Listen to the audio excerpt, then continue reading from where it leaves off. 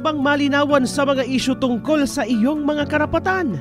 Narito na ang legal na usapan na nagbibigay linaw sa mga legal na katanungan mula sa karapatang pantao, batas trapiko, kontrata, ari-arian hanggang sa mga usaping pamilya at iba pa.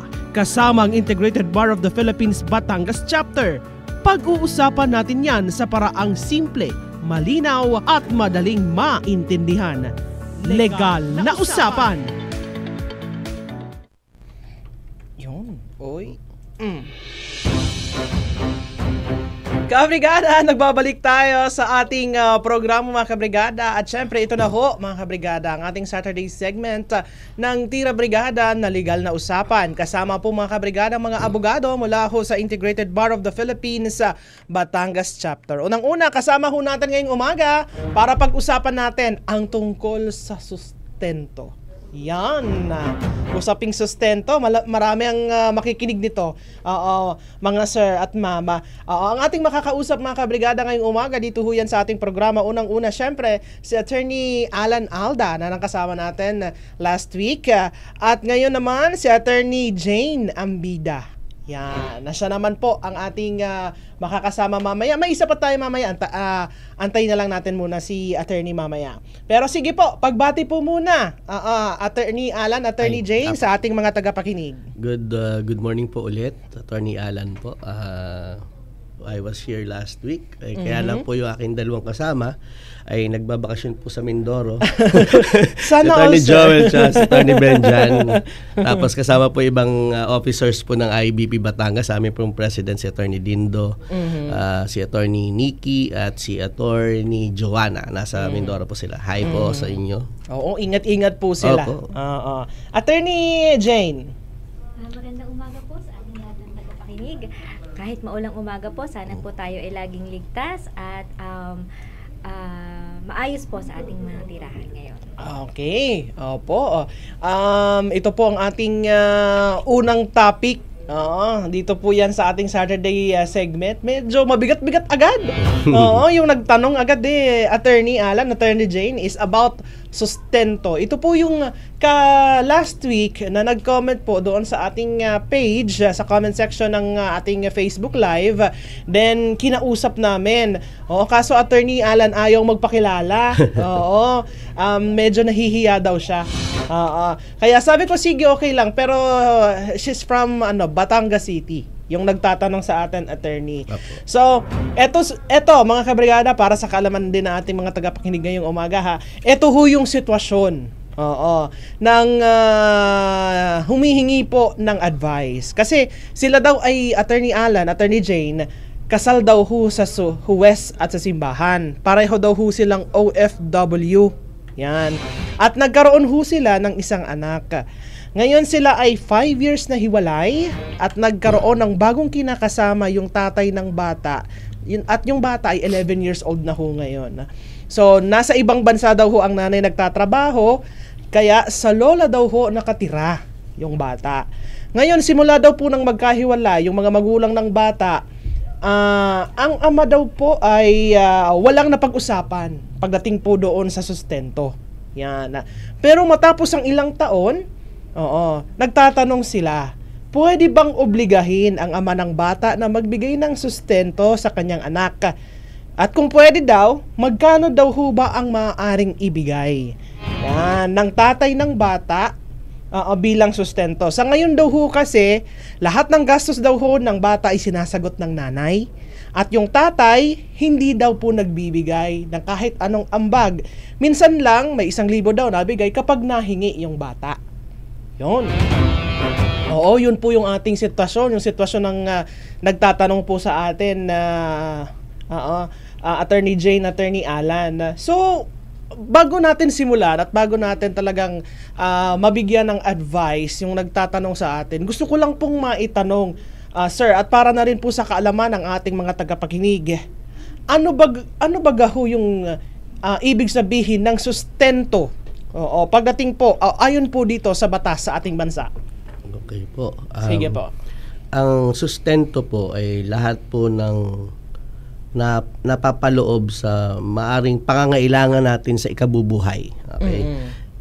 Kasama po dyan ang tahanan, kasama po dyan ang pananamit, medical attendance, edukasyon, at ganoon din po ang transportation, yung mga expenses. Pero ito pong mga ito dapat nararapat at naaakma din po sa financial na kakayanan ng isang pamilya. So doon po yun nagbabase. So ibig sabihin, depende kung may income o wala. Halimbawa, yung tatay or yung nanay ng isang bata.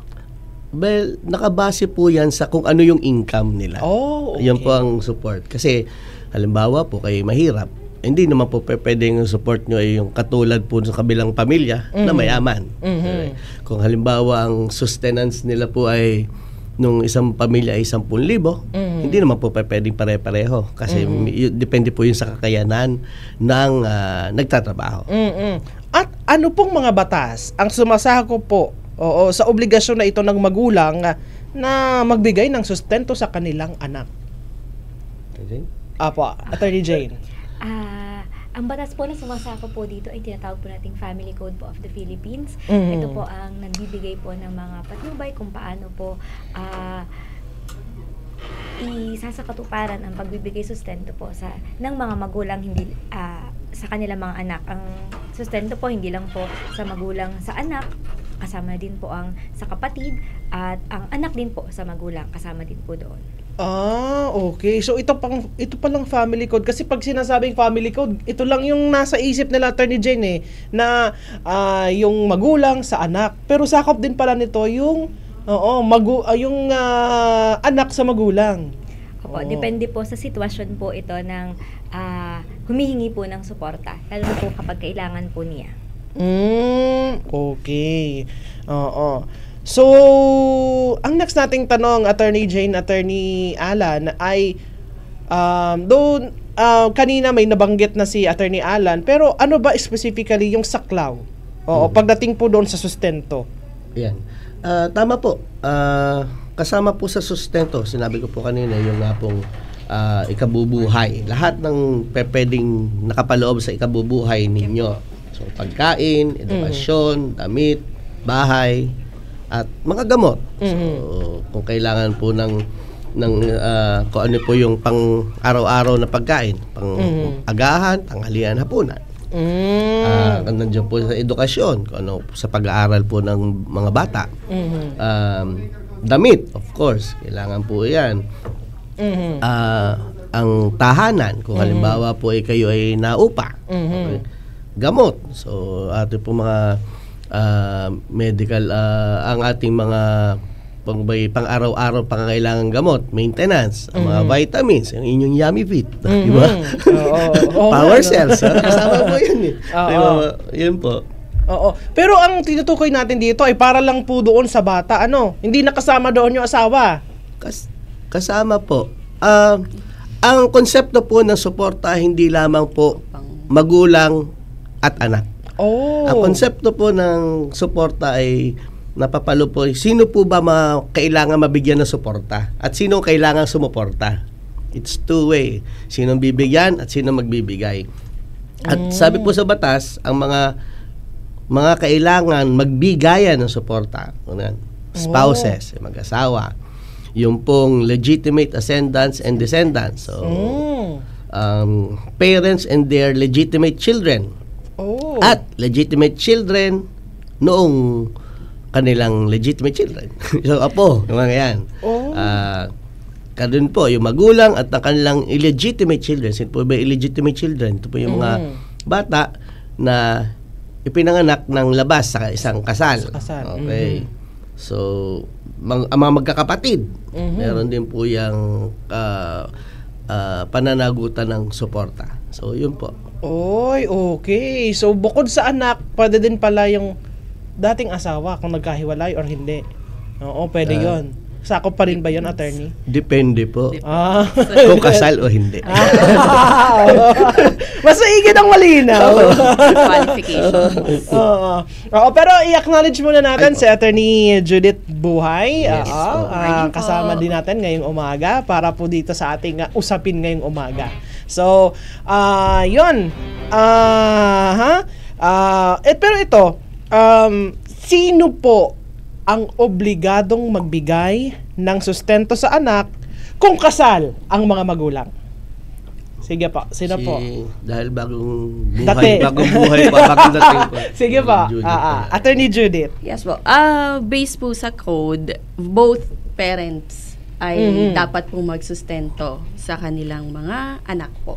Mhm. Yes po. Hindi lang po dapat isa, parehas po sila. Oh. Paano kung halimbawa, katulad ng nasa sitwasyon attorney kanina na parang walang napag-usapan? Oo. Kailangan pa din magbigay. Yes po, of course. Based po on the financial capacity at saka po indispensability nung support na kailangan nung bata. Yes po. Okay. So kahit hindi dapat humihingi, halimbawa nagkahiwalay pero kasal sila, kahit hindi humihingi, sabihin na natin yung babae ng suporta doon sa kanyang anak, dapat may voluntarily pa rin na ibinibigay yung tatay doon sa anak.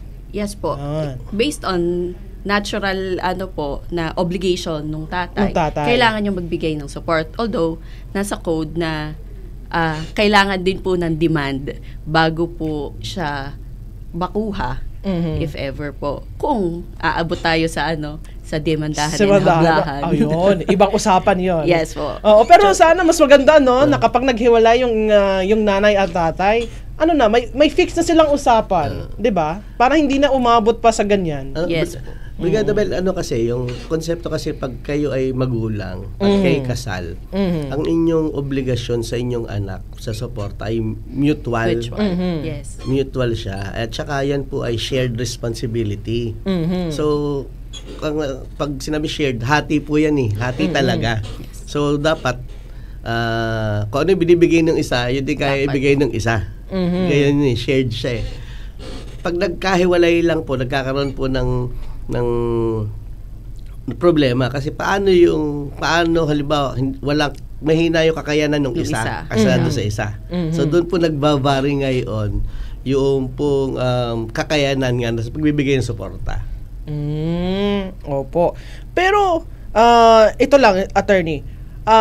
Kasi kapag ganoonan, halimbawa nagkahiwalay, depende sa usapan ng mag-asawa. Minsan pag walang usapan, di ayahay kung sino man ang hindi nagbibigay ng sustento, 'di ba? Kapag ganoon. Pero may karapatan po ba ang isang anak na humingi ng sustento kahit ang mga magulang daw ho ay nagsasama pa? Pwede ba 'yon? Pwede naman po. Opo, Attorney Jane. Kumbaga po, ang sustento ang paghingi naman po ng sustento ay hindi nakadepende lamang kung nagsasama ang magulang o hindi. Lalo po kailangan magbigay kung nasa iisa naman po. Kumbaga po ay magkasama naman po ang magulang, the more po talagang dapat pong bigyan ng anak. Siguro po ang tanong po ay kung paano po ang magiging hati. Nasa pag-uusap po nila. Meron po kasi mga arrangement na saktong 50-50, hati mismo sa tuition, hati sa baon.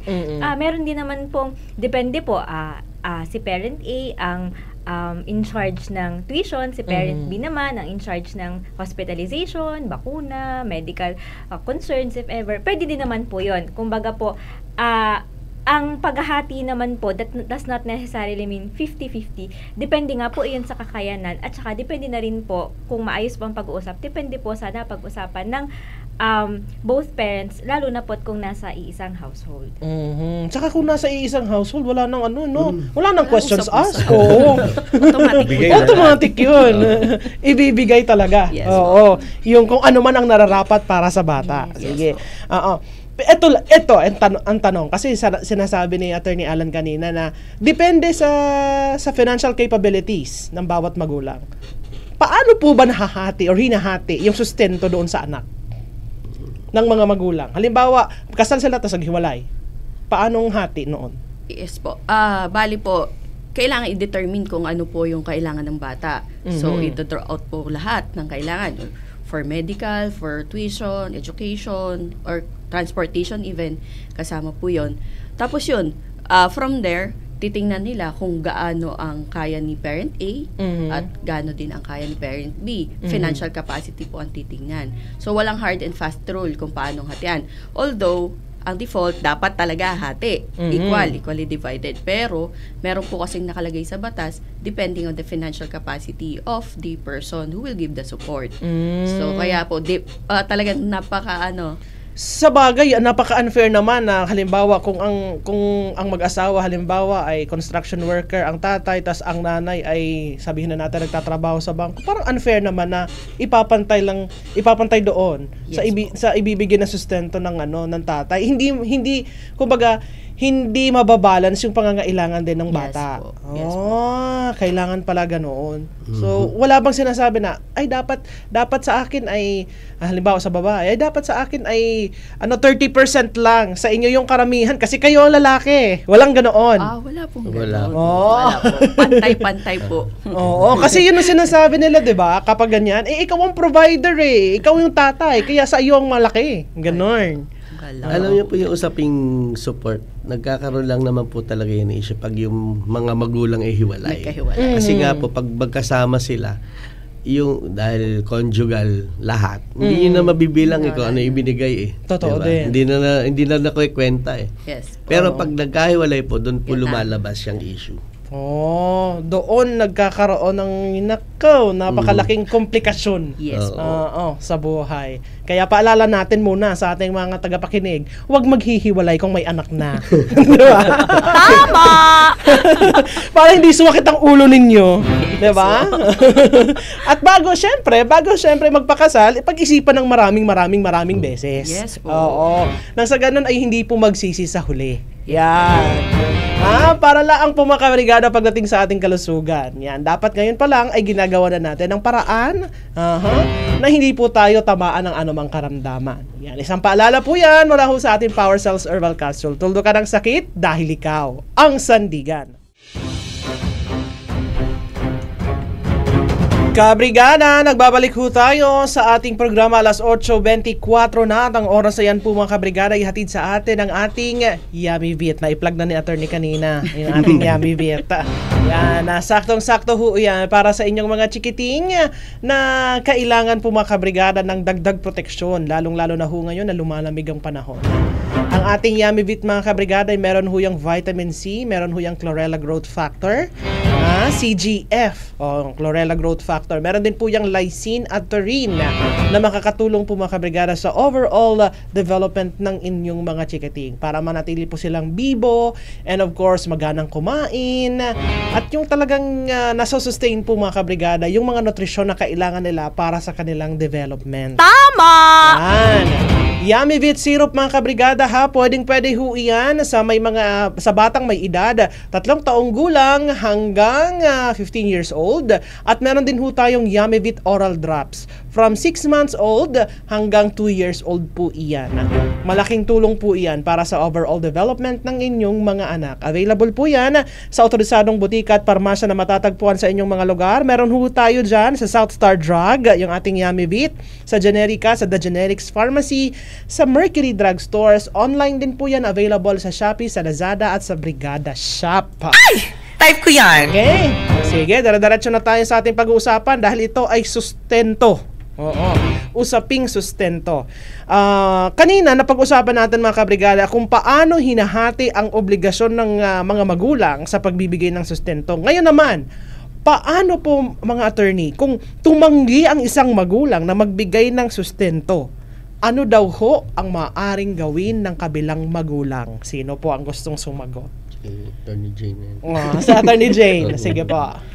Diyan na po tayo papasok sa legal na usapan. Yun. Opo. Ang isang magulang po ay pwede po mag-file ng petition for support po against po dun sa magulang na hindi po ayaw pong magbigay ng suporta. Pero we start po first, pwede po tayong dumaan muna sa barangay conciliation para po tingnan, makita kung maaaring doon pa lang po sa level po na yon ay masettle po muna ang usapin between both parents po.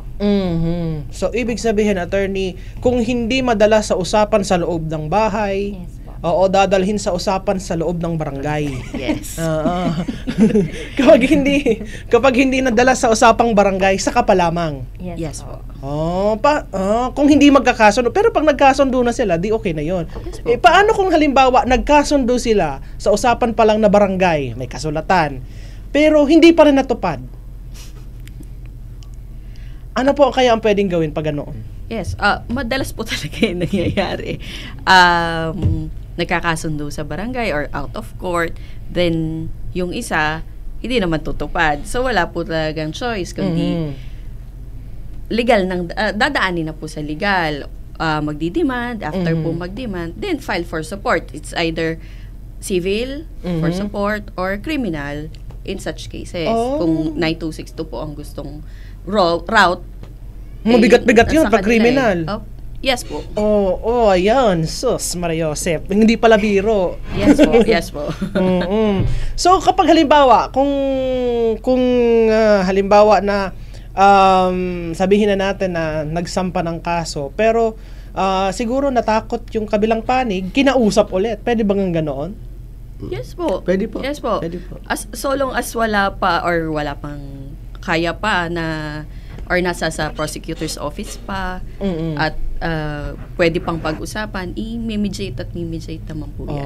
So hindi naman ibig sabihin na porket kumbaga nasa prosecutor na ay wala nang chance na mag-usap ulit. Yes po. Pag-uusapin pa rin at pag-uusapin as much as possible po kasi kung kaya sa mediation, gagawan po yan ng paraan na mapag-usap, ma-talk through yung mag-asawa, yung, para po maayos yung support.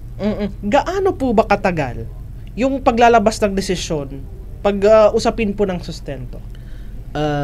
Naglabas po Supreme Court ng ibang proseso at para po sa support. At dahil alam po naman natin ang mga kaso yung napakatatagal, nagawa po ng sariling process for support talaga. And this involves yung claims for support for those children below 18 years bababa.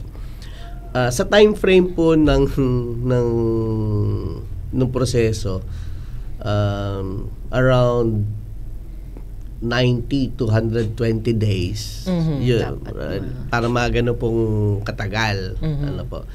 But of course, alam naman natin na pag-usapan natin last week na ang proseso sa korte ay mahirap tansyahin. Kahit sabihin natin naglagay tayo ng gantong sa batas, hindi po natin kayang tansyahin dahil marami pong factors nga na nakaka-apekto. Okay. So, yung 120 days pwedeng mag-exceed pa. Depende sa sitwasyon. Opo. Yes. Pero pinipilit po na matapos na maaga kasi alam po yung importansya ng support, lalo po pag minor de edad po nangangailangan. Kanina nabanggit na kanina na pwede munang pumunta ng barangay. Oo. Bago halimbawa magkaroon talaga ng demandahan. So doon pa lang sa barangay nagkakaroon na siyempre kailangan pumunta. Blatter muna 'yan sa barangay, 'di ba po? Oo. Tapos pag-uusapan, may mga lupon. Oo, doon pag-uusapan kung magkano ba ano ang kaya. Oo, ng bawat magulang sa pagbibigay ng sustento doon sa anak. 'Yan. Pero may ano po ba 'yun?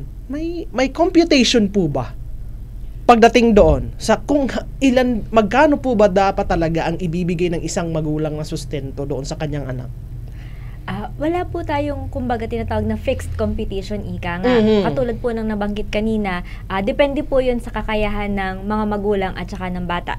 Pwede pong magbigay ng example po. For example, na-compute po, kukumpitin po muna magkano ang tuition, magkano ang paggamot, or magkano ang mga bakuna or maintenance kung meron man ang bata, magkano ang baon, magkano ang transportation, magkano ang average na gasto sa damit, etc. Yung mga basic pong ganun. And then ililay down po yun, magkakaroon po tayo ng competition. For example po, per month ay, kunwari lang po, a rough estimate, 20,000 po, kunwari lamang.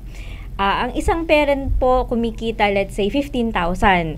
Ang isang parent naman po, kaya niya pong kumita ng 30,000. Hindi po ibig sabihin na 20,000 ang gastos ng bata. Hati silang 10,000. Kasi, yung parent po na kumikita ng 15,000, kung kukuhanan, di ba kukuhanan? Parang kung i-designate po sa kanya ng 10,000, matitira na lang po sa kanya, sa parent, ay 5,000. That would not be parang kumbaga, patas naman po. So, i-compute po, based po dun sa kakayahan. So, in this case po, more or less, roughly lang po maging estimate. Si parent na may 30,000, baka kanya ang 15, or at yung parent na may 15,000, kanya ang 5. Depende po sa kakayanan, depende po sa total na gastos ng bata. Mag-iiba po yun, depende po sa numbers, mag-iiba po. Pero kumbaga, yun po yung rough estimate na hindi ibig sabihin ay ganun ang gastos ng bata. Matic equal siyang 50. Iti-take in consideration po lagi yung financial capacity of both parents. Okay. Kasi sa ngayon, 'di ba? Pag iniisip na, ay konti lang kasi, ang baba lang na ibinibigay sa akin o sa ng tatay niya ng sustento. Siguro sa isang buwan ay 3,000 lang ang binibigay. Pero hindi natin alam ano ba yung trabaho Yes nung tatay, 'di ba? Paano kung yung 3,000 lang talagang kakayahan na noon? Yes po. May Diba? bearing po talaga yung financial capacity, trabaho ng parents, depend sa kanilang support na ibibigay.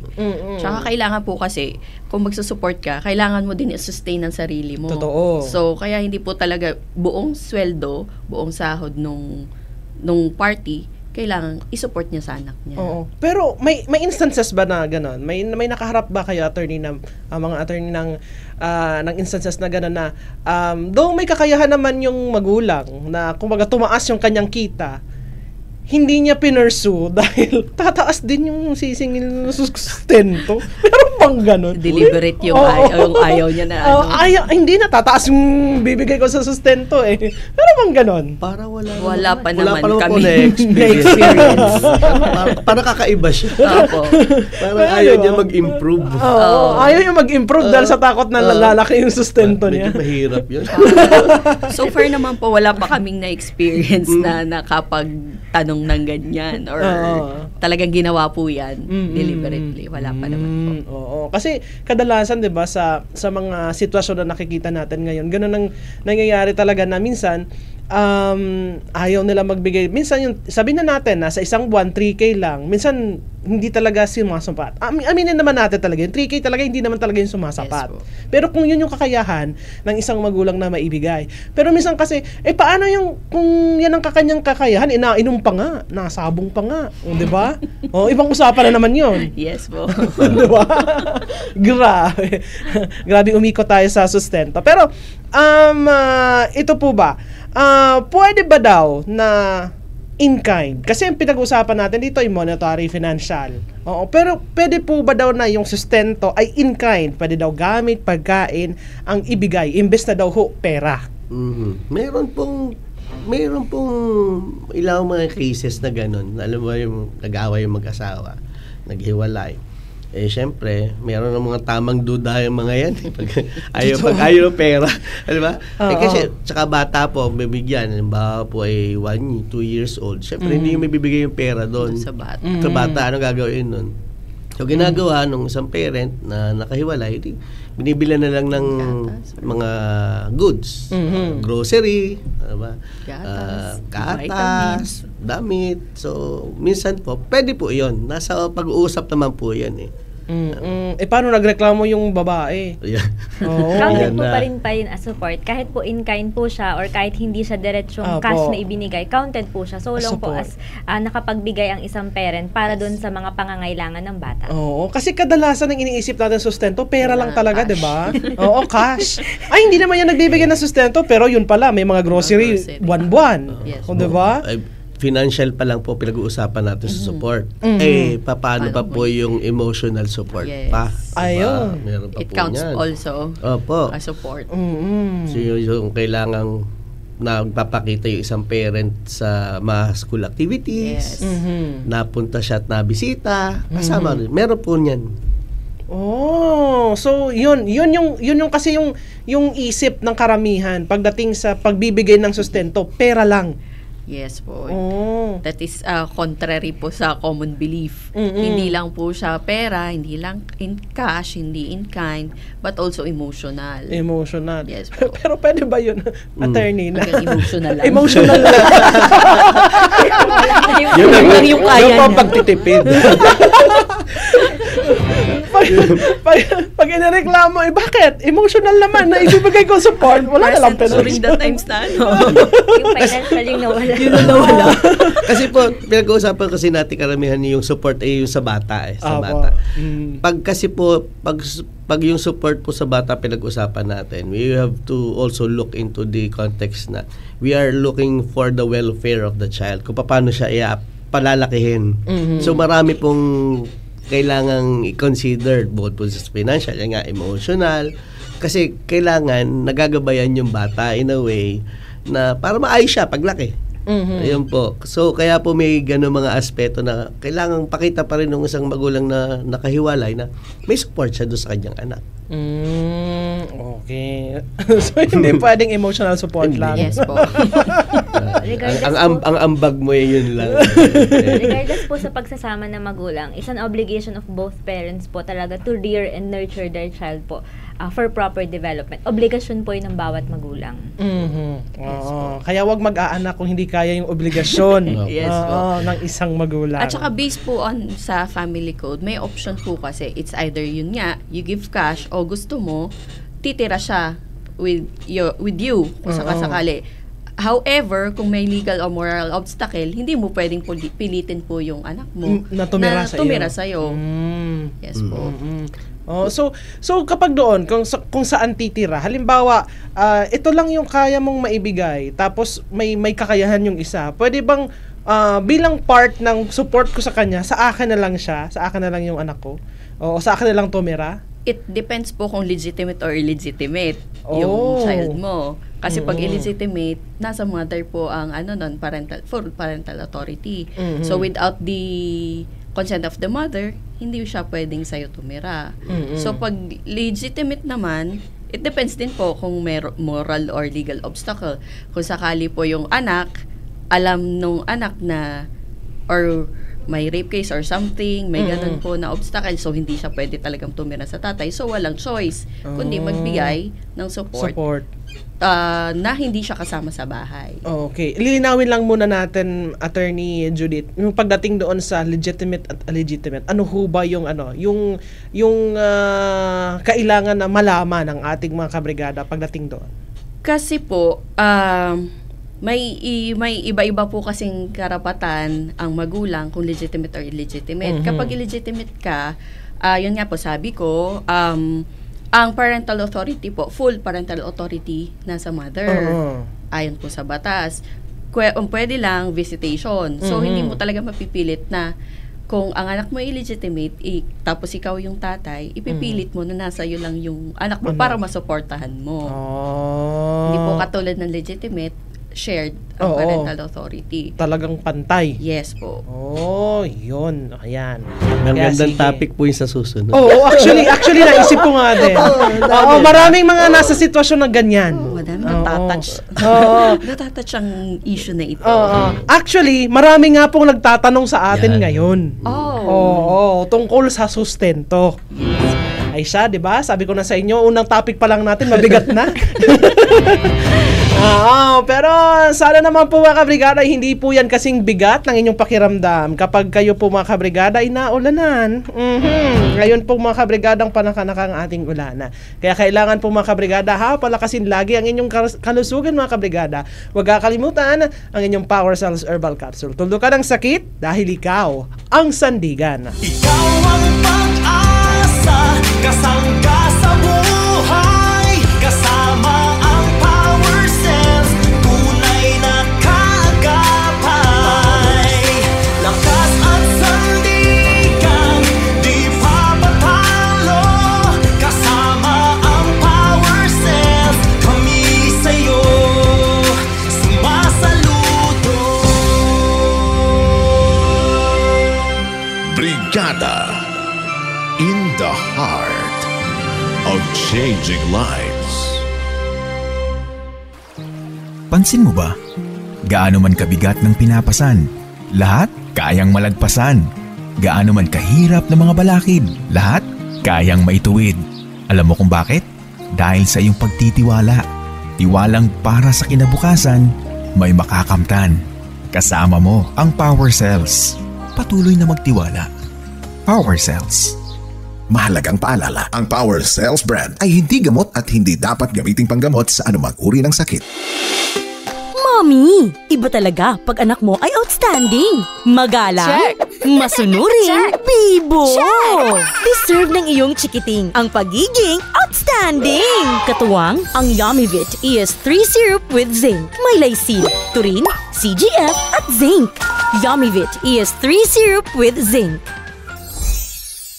Mahalagang paalala, ang Yummyvit ES3 ay hindi gamot at hindi dapat gamiting panggamot sa anumang uri ng sakit. Laging sinasabi, women should always be right. Pero pagdating sa relasyon, hindi pwedeng isa lang ang nasusunod. Dapat pareho, sabay sa lahat ng bagay. Pahalagahan ang isa't isa. Kailangan ng tamang balanse at suporta. Thrive Max Capsule. May tongkat ali, ginseng at ginkgo biloba. Gawing mas masaya ang bawat sandaling magkasama. Mahalagang paalala, ang Drive Max Plus brand ay hindi gamot at hindi dapat gamiting panggamot sa anumang uri ng sakit. I am in my teenage era. I am a dreamer. I am a fighter. I am optimistic. Enthusiastic. Creative. Independent. I am me. Support your teens to stand out. A friendly reminder to all parents from Standout ES4. It has vitamins and minerals with taurine. Standout ES4. Mahalagang paalala, ang Standout ES4 ay hindi gamot at hindi dapat gamiting panggamot sa anumang uri ng sakit. Paano mo na ipapakita ang iyong tiwala? Ipakita natin ang mga kwento ng pagkalinga kasama sina lolo't lola, si mama at papa, ate at kuya, at ang buong pamilya. Ibahagi ang iyong storyang pagtitiwala. Bilang selebrasyon sa ika-16 na taon ng Power Cells, sama-sama tayo sa #TiwalaMoves. Salamat sa Para updated ka sa #TiwalaMoves, i-follow na ang Power Cells official Facebook page. Brigada, in the heart of changing lives. Gusto mo bang malinawan sa mga isyu tungkol sa iyong mga karapatan? Narito na ang legal na usapan na nagbibigay linaw sa mga legal na katanungan mula sa karapatang pantao, batas trapiko, kontrata, ari-arian hanggang sa mga usaping pamilya at iba pa. Kasama ang Integrated Bar of the Philippines Batangas Chapter. Pag-uusapan natin yan sa paraang simple, malinaw at madaling maintindihan. Legal na usapan. Kabrigada! Nagbabalik ulit tayo sa ating programa alas 8:44 ng umaga. At ang oras na yan, hatid sa atin mga kabrigada nang nag-iisa pa rin ng ating 16 years ng kasama. At subok na mga kabrigada. Marami nang natulungan ang ating Power Cells Herbal Capsule. Tuldukan ng sakit dahil ikaw ang sandigan. Yan. Kanina marami mga nagtatanong sa ating Facebook Live. Sige lang, keep it coming dahil bago matapos ang ating programa, itatanong natin yung inyong mga katanungan. Talagang pag magjo-joint force sina Attorney Judith, Attorney Jane at Attorney Alan para sa inyong mga katanungan. Pero ito, dagdag katanungan pagdating po sa sustento, mga sir and ma'am. Ano daw po ang maaring maging parusa o kaparusahan kung ang isang magulang ay hindi po nagbibigay ng sustento? Ang po kasi ang demand po for support ay pagdating po sa usaping pangkorte ay maaring isang civil na demand o pwede din pong gamitin ay criminal. So kung civil, it's a plain complaint for support, petition for support. Pero kung ito po ay gagawin yung criminal in nature, so nandyan po yung ating violence against women and their children. So papasok po siya dun sa abandonment. Yon, isang aspeto po yun. Yung failure to give support under the Violence Against Women and Children Act ay isang criminal offense. So may parusa po iyon na hindi ko maalala ang term ng imprisonment Yun, dun po yun. Pero kung civil naman po, wala pong kulong. Walang kulong. So ang prison correctional ang ang kulong. So, ang prison correctional ay 6 years to 12. Kalain mo yun. 6 to 12. 6 to 12. 6 to 12 years kang Yeah. makukulong dahil hindi ka nagbibigay ng sustento. Yes po. Pero ano naman po yan. Ano yung prison mayor pala? Sorry. That's ano pala. It's 1 year to 6. 1 to 6. 1 to 6. 1 to 6. Prison correctional. Sige. Prison mayor pala 6. Kaya yung mga nakikinig diyan. Ha? Wag nang abutin pa na magkaroon ng demandahan. Kasi mahirap. Eto next na tanong, attorney. Kung naghiwalay daw po ang mag-asawa pero hindi annulled ang kasal, may obligasyon pa rin po ba sa sustento ang bata? Yes po, of course. Lalo higit po, hindi pa dissolved ang marriage. Andun pa rin yung marriage. Ang obligation nandun pa rin. Hindi po mawawala ang support. Pero kung annulled na? Pag annulled po, pag anak, automatically, nandun pa rin yung obligation. So, meron ka pa rin dapat pong ibibigay ng support sa anak mo. Walang exemption. Yes po. Although, hindi na po katulad nung dati na may ano pa, or depende din po kung gaano kalaki ng anak or nasang stage ng pag-aaral, financial capacity, pero dapat magbibigay ka pa rin ng support. Just the same. Kasalo hindi. Kasi anak mo pa din yun. Yes po. Pero ano yan we're talking of the child. Yes po. Hindi Pero kasama. pero pag halimbawa po nga kasi 'di ba sabi po kanina, who are obliged to give support. Yes po. Kahit yung mag-asawa kasi may obligasyon ka magbigay ng support sa asawa mo. Pag kayo po ay naghiwalay, hindi kayo naghiwalay lang, meron pang obligasyon magbigay din suporta sa iyong asawa. Yes. At pwede yung asawa mo, pwede mag-demand. Yes po. Yes po. Yun kung hindi kayo nagpa-annul. Pero pag na-annul kayo, legally, napuputol po yung karapatan at obligasyon for support sa isa't isa. But the anak still there. Pero sa bata po, hindi nawawala. Hindi nawawala. Yes po. Oy, okay. Pero pwede bang nag-demand ang babae? Halimbawa, yung nanay, pwedeng mag-demand na kung magkano, halimbawa, yung ibibigay niyang suporta ng lalaki doon sa anak, pwede bang gano'n? Hindi. Pwede naman po mag-demand. Ang problema lagi po kaya ba nung pag-demand? Ayun lang. Financial capacity of the person. Yun pa din ang pagbabasehan. Yes po. Okay. Kapag may bago na daw kung pamilya ang isang magulang, paano po yun nakakaapekto sa sustento doon sa anak? Doon po yung papasok po talaga yung competition po. Kasi po, sa isang parent po, kung meron na po siyang kung may iba po siyang obligasyon na kailangan niya pong suportahan, hindi po siya maoobligang ibigay lahat ng kanyang sahod or suporta doon po sa isa niya lamang sinusuportahan. For example, in this case po, meron po siyang bagong pamilya, ergo meron po siyang anak din doon. Hindi po maaring obligahin siyang ibigay ang 50 or 70 or 80% or yung kanyang disposable income sa isa lamang niyang anak. Kailangan pong ang ide-demand lang po sa kanya ay divided po equally dun sa mga susuportahan niya. And in this case po, kung meron din naman po siyang parent na nakatira po sa kanya na obligado din po siyang suportahan, kasama din po yun sa ifa-factor in. Okay.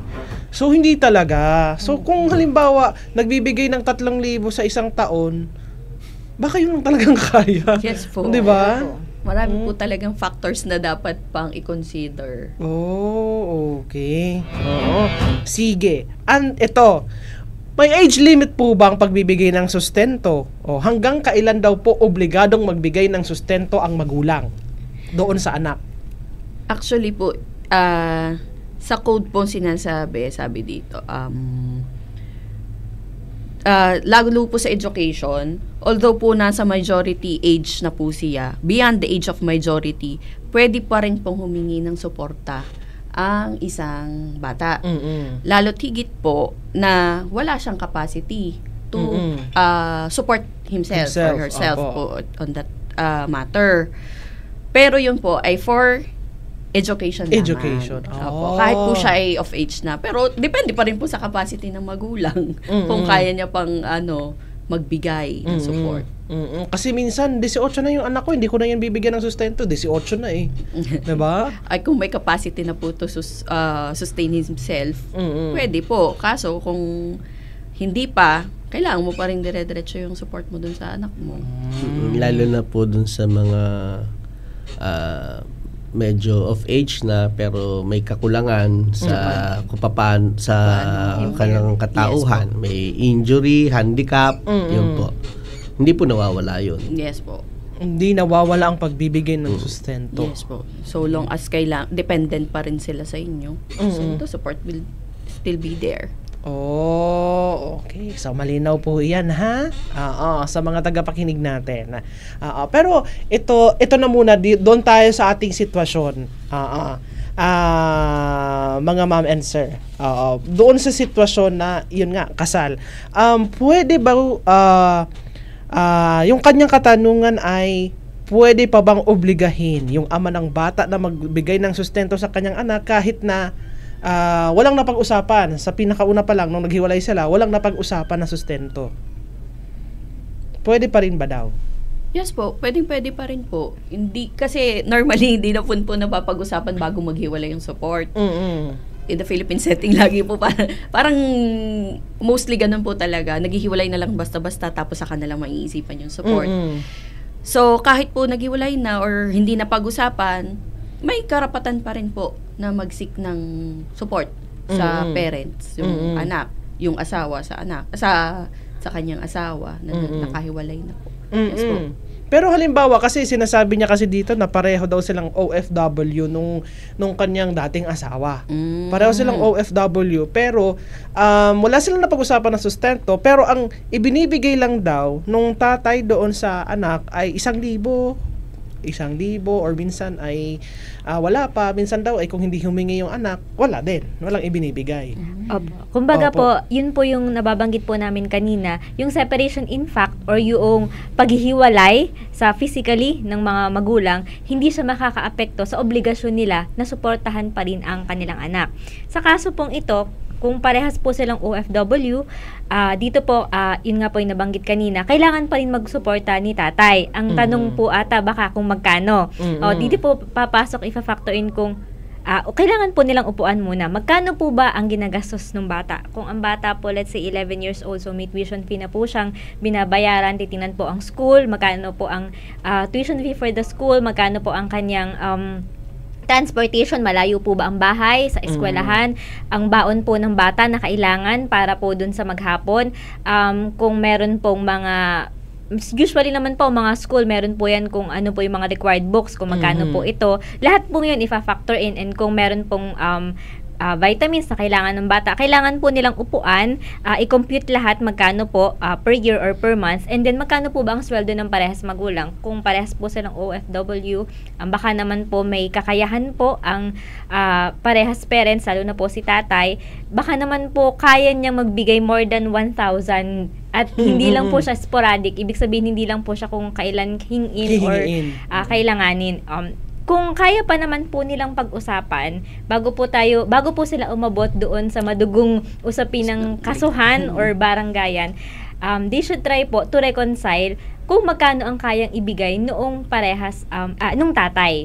And baka si tatay, pwede din niyang mabanggit, ano po ba yung circumstances niya? Bakit po ba siya nahihirapan? Siya po ba ay may iba pang obligasyon? Meron po ba siyang magulang na may sakit? Ayun po, yun po. Para po, kumbaga, masettle nila kung magkano po ang pwedeng kayang ibigay at dapat ibigay ni tatay. Oy, okay. Yes. Kung sino man, itong alam ko nakikinig siya ngayon eh.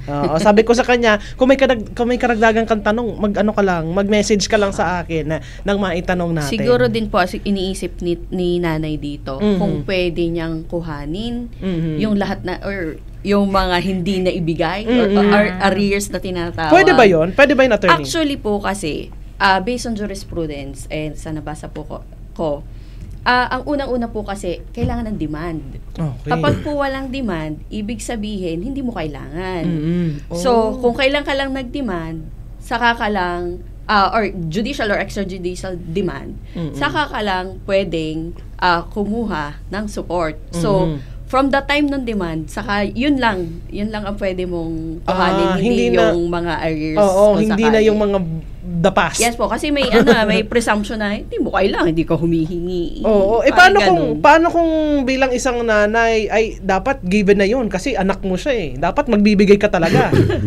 Di ba? Well, wala po tayong magagawa kasi specifically provided po sa law na kailangan mo ng demand. Okay. May presumption talaga. Kung hindi mo ko hinihingan, edi hindi ko kailangan magbigay. Parang ganun eh. Parang ganun po ang presumption ng batas. Kasi minsan po ba, maano natin na sa sobrang pride nung isang magulang, hindi ako hihingi sa'yo. Hindi pa kailangan. Tapos mamaya, hindi na pala. Mamaya, hindi, tingnan na, isahan yata ako. Alam ko kumikita yung lalo pag nakita na, di ba?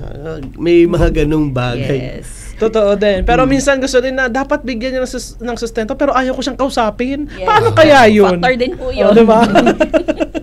Marami pong ganyan. Kaya po ang demand na sinasabi, baka po ma-confuse, hindi po ibig sabihin ng demand dito ay demand lamang nakakasuhan. Hindi po. Demand na bigyan po ko suporta. Yes. Pwede pong, the moment na sabi po ng demand, kaya po sinasabi extrajudicial, pwede pong outside court, kumbaga po magsasabi ka na po na kailangan ko po dito sa panahon ito. That's the time po na mag-start po yung obligation. Not necessarily kailangan nilang umabot lagi sa korte.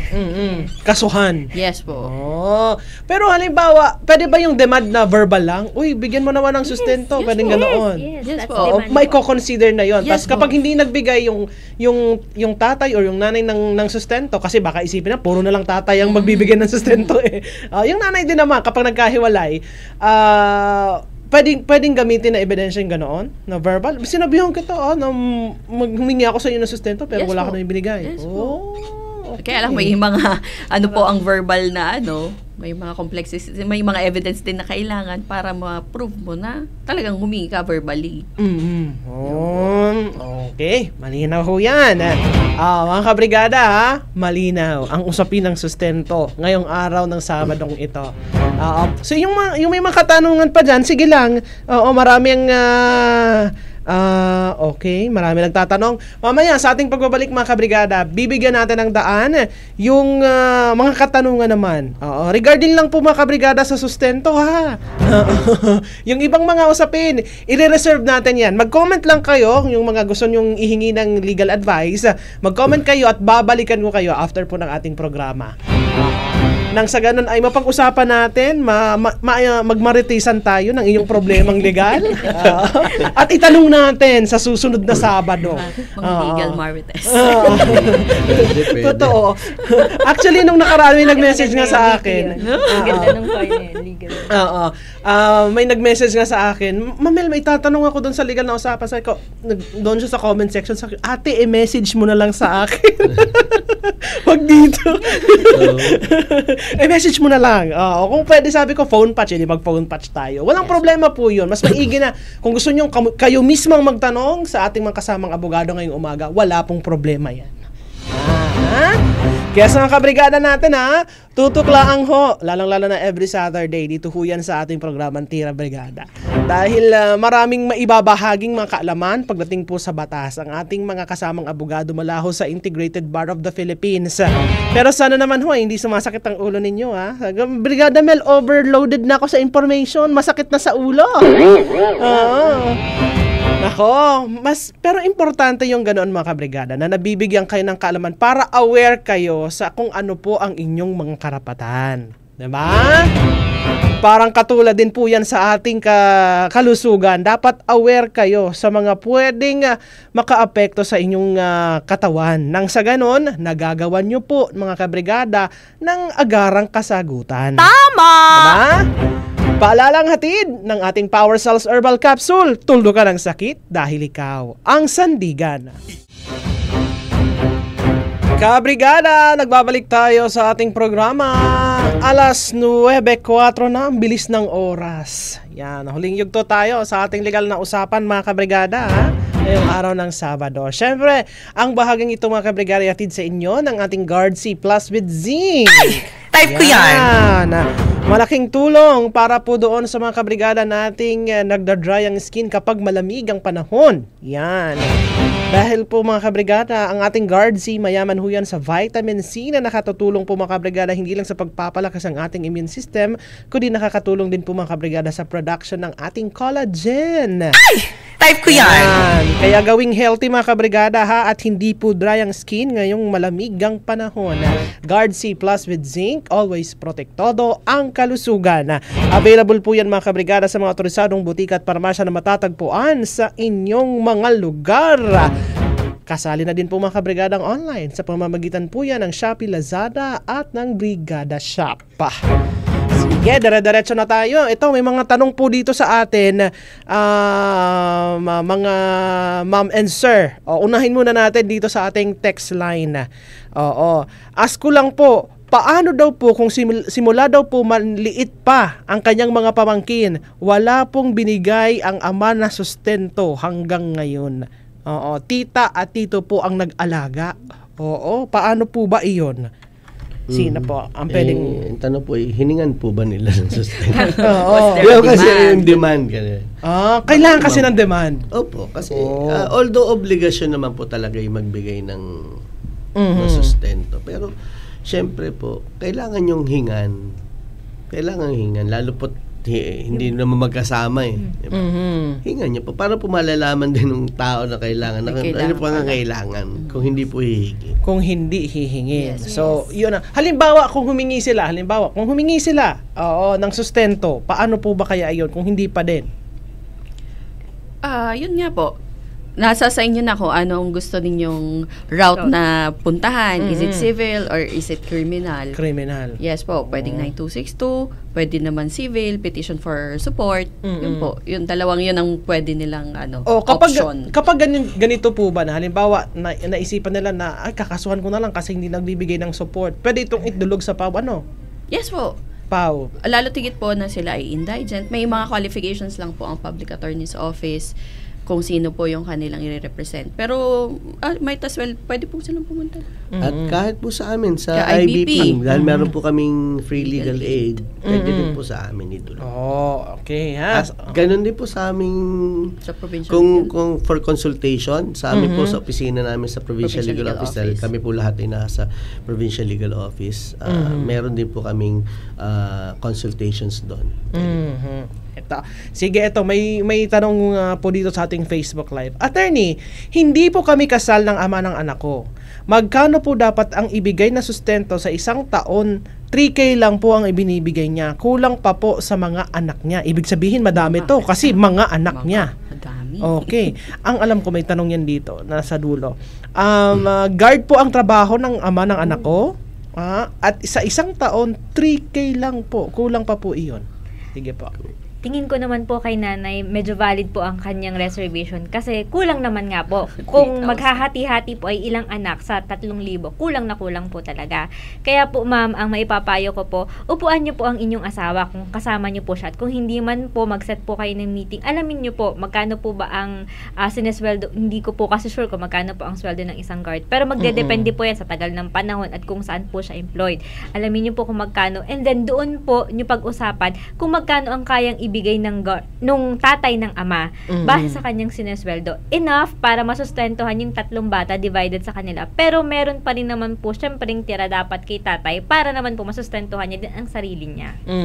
Pero kung halimbawa ayaw humarap sa kanya yung tatay, attorney. Diyan na po papasok yung sinasabi po natin from the time po na mag-demand po at hindi pa rin po i-comply ang demand, pwede po tayong dumaan dun sa mga rutang binabanggit po ni Attorney Judith. Yung sa barangay.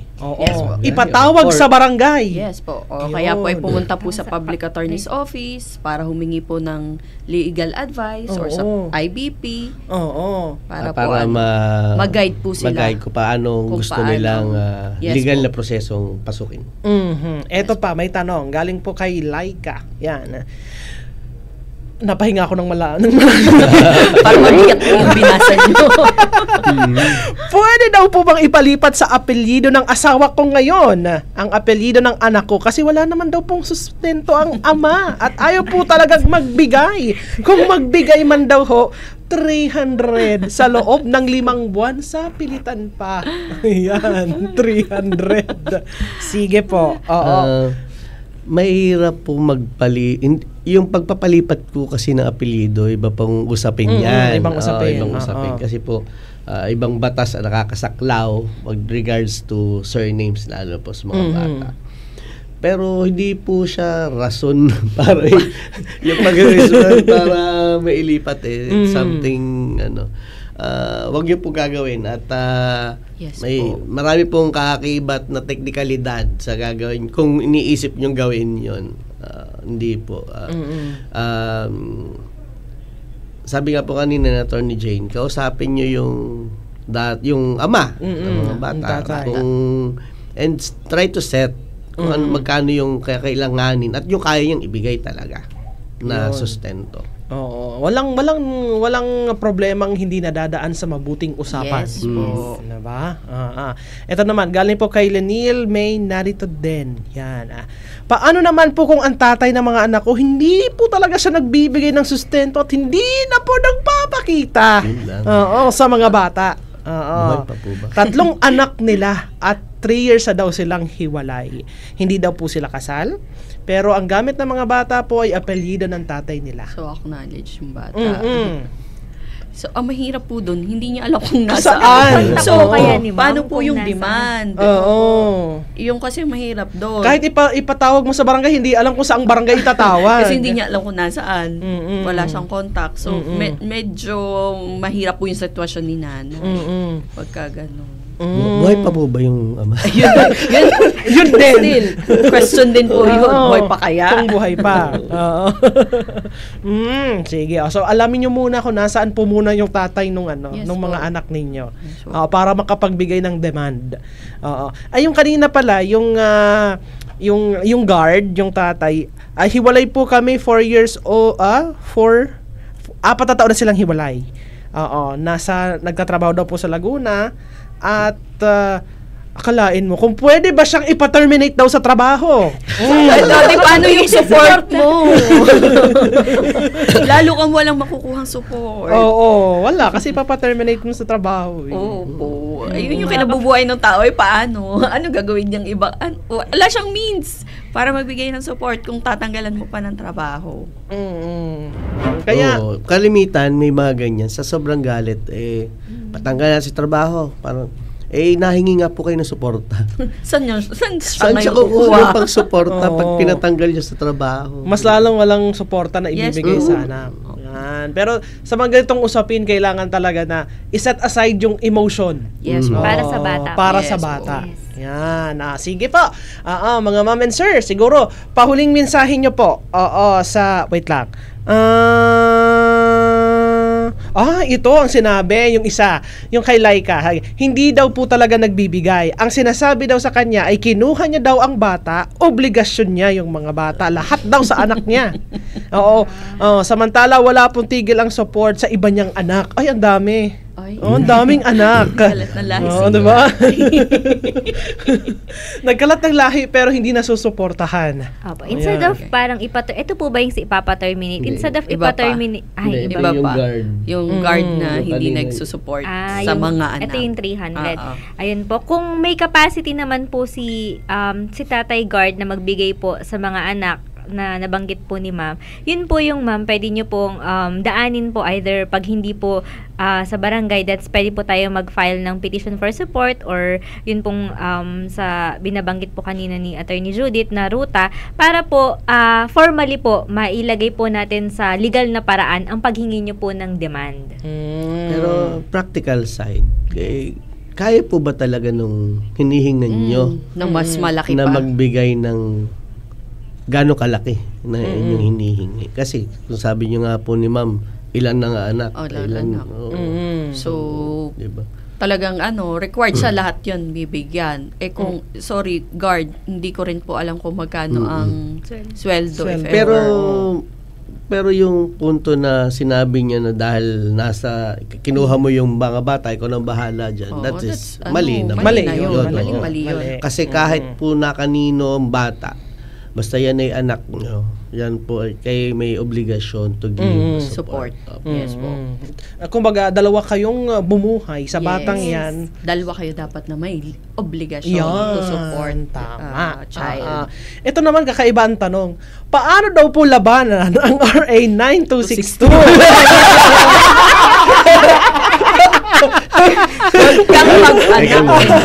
Grabe naman to. Pili ko may kaso to. Sa ibang pwede nyo pong puntahan ang mga abogado po for legal advice. Pwede pong sa iba po nating avenue. Yes po. Wag po dito. Pero may mga resibo daw siya. May resibo ng padala at yung bata 18 years old na. May asawa na. Kapisa na siya ng asawa niya. Ayaw kasi daw makipag-communicate. Inalayo daw yung bata and hindi na nagpakita pa. After 16 years, naghabol ng sustento at nagdemanda pa. Yan po. That's the beauty na yung may explain kasi mag-iiba po ang opinion namin. Yes. Depends on the situation, on the pieces of evidence. Mas maganda po si Sir kung gusto man, pwede pong lumapit sa PAO o lumapit po sa IBP, sa Provincial Legal Office para po maupuan at matingnan natin kung anong evidence ang meron siya at ang pwede niyang defense for such criminal na case na i-file sa kanya. Oo, kaya bitbitin nyo yung mga resibo. Yes po. Oo, yung lahat mga dokumento. Lagi po namin sinasabi pagka magko-consultation, lahat po ng dokumento, ebidensya na meron kayo, ihahain nyo po sa amin para maibigay po namin ang tama at nararapat na legal advice sa inyo. Kaya bigla may last week, di ba, discuss natin nga pag may lalapit na kaso, anong dapat gawin ng isang lalapit sa lawyer. Dapat lahat ng yung kabuuan ng inyong kwento ay sasabihin ninyo. At lahat ng inyong ebidensya dapat dala-dala nyo. Kasi once na may magkulang dyan, mag-iiba na po yung opinion ng isang lawyer tungkol doon. Sige, malinaw po yan. Kaya itong nagtatanong sa atin, lumapit kayo sa IBP. Yung kanilang opisina po ay nasa Palyokan po. Nando doon, may building naman po, may pangalan po yon doon. Hanapin nyo lamang po mga kabrigada yung kanilang opisina. Pwede po silang pumunta dito. At sana po, doon po sa tagapakinig po, katulad po na nangyari kay Sir na nag-comment po, ito pong mga payo po namin, para makatulong po doon sa mga magulang na gusto po sana humingi ng suporta doon sa kanilang kapwa magulang. Hindi po siya para sana ma-weaponize. Yes, tama. Wag naman po sana umabot sa ganon. Kasi po, kumbaga, hindi rin po makakabuti sa nurturing po ng bata kung gagawin po yun ng parehas ng isang magulang. Opo. Lagi po nating i-consider ang kapakanan ng bata kung paano po siya lalaki sa isang maayos. Although hindi na maganda ang pagsasama ng magulang, at least maging mabuti silang magulang sa isa't isa kahit hindi man sila maayos na mag-asawa para sa kapwa nila. Yes po. Welfare ng bata and best interest po ng child. Yes. Oo. Kaya sabi ko nga kanina, bago mag-asawa, mag-isip ng mabuti. Bago magkaanak, pag-isipan ng maraming beses. Kasi kapag ganito na ang nangyari, hindi pwedeng emosyon lagi yung umiiral sa mga magulang. Kasi dapat lagi nating iisipin yung kapakanan ng ating mga anak. Yes po. Sige, baka po may final message po kayo, Attorney Alan. Okay po. Thank you po ulit sa Brigada for having us here. Next week po, meron po ulit tayong mga lawyers na pupunta rito. And sabi nga po namin, ito pong aming mga ibinibigay na mga pieces of advice ay para po makatulong sa inyo. And may mga karapatan po kayo base po dito sa ating mga napag-usapan. Sana lang po yung gamitin natin yung mga karapatan yun sa tama. Sa practical. Yes po. Opo. Sige po, Attorney Jane. Mensahe po, mensahe. Okay po. Para po sa ating mga tagapakinig, sana po ay nakapagbigay po kami ng tulong sa inyo. Sana po kayo nailiwanagan kung anong pinagdadaanan nyo po ngayon para ma-pursue nyo po yung tamang landas. At katulad po ng sabi ko, hindi naman po ito para ma-weaponize o magamit sa hindi magandang paraan, lalo na kung dala po ito ng matinding emosyon. Ang atin pong laging uunahin ay ang kapakanan ng ating mga anak para sa kanilang ikabubuti at sa kanilang magandang paglaki para maging mabuting mga mamamayan ng ating lipunan. Yes, Attorney Judith. Yes po. Thank you for having us here po. Ganun nga po, sabi po ng mga attorneys, sana po ay may natutunan kayo sa amin. Sana po kung ano man ang aming naibagay na kaalaman sa inyo ay magamit nyo sa tama at mabuti. Hindi po para sa kung ano pa man. At sana rin po, alalahanin natin na although tayo ay may karapatan, mayroon din pong karapatan ang ibang tao na kailangan natin na i-acknowledge. Yes po. Yun lang po. At kung may kaanumang po kayong katanungan, pwede nyo po kaming lapitan. Provincial Legal Office, kami pong 3, sa IBP. Yun po. Yun lang po. Maraming salamat. May pahabol na tanong. Kung pag lumapit daw ho ba sa inyo, libre daw ho po ba? Libre po ang legal advice. Legal advice. Yes, ay legal libre. advice po. Okay, malinaw. Apo, Yes, maraming salamat po. Attorney Alan, Attorney Jane at Attorney Judith. Maraming salamat. Thank you din. Thank Pwede you pong po. may sige. mga pabati lang Sige po, po. bati As po. usual, as usual. Sige po. So, sa amin po mga kasamahan sa IBP, lalo po sa aming mga officers na ngayon po ay nasa Mindoro, ingat po kayo dyan. At yung aming po pasalubong ay hindi po kakalimutan. Siyempre po, sa akin pong asawa, kay Ana. Hello, sa akin po 2 anak, kay Anton, si Allen, sa mga kasamahan ko po sa Batangas Masonic Lodge number 35, sa Batangas City Eagles Club, at sa akin po mga kalaro tuwing umaga at gabi sa basketball. Nabati ko ngayon lahat. At sa ating office. Yes, of course. Ang ating Provincial Legal Office, attorney, 2 po, hello po. Sa aming pong sa aming pong hepe. Yes po. Attorney Jane, baka may gusto kang batiin. Sa akin pong mga kasamahan sa opisina, magandang umaga. Sa atin pong head, kay Attorney Louie Dalwan po, magandang umaga po kung kayo po ay nakikinig. Yes po. Batiin ko na rin po ang aking spouse nasa labas po. Ang aking 2 anak, si Priam at si Prixus, naghihintay po sa akin sa labas. Pareho pala tayo, yes Attorney. Naghihintay din sila sa akin sa labas. At saka sa akin pong asawang nakikinig. Yun! Huwag kakalimutan. Number 1 supporter, yes. At saka sa aking mga kaibigan na nakikinig ngayong umaga at sa aking pamilya. Magandang umaga sa inyo mga kapamilya. Yes. Good morning po at maraming salamat po ulit sa pagbabahagi ng inyong kaalamang legal. Dito ho yan sa ating programa.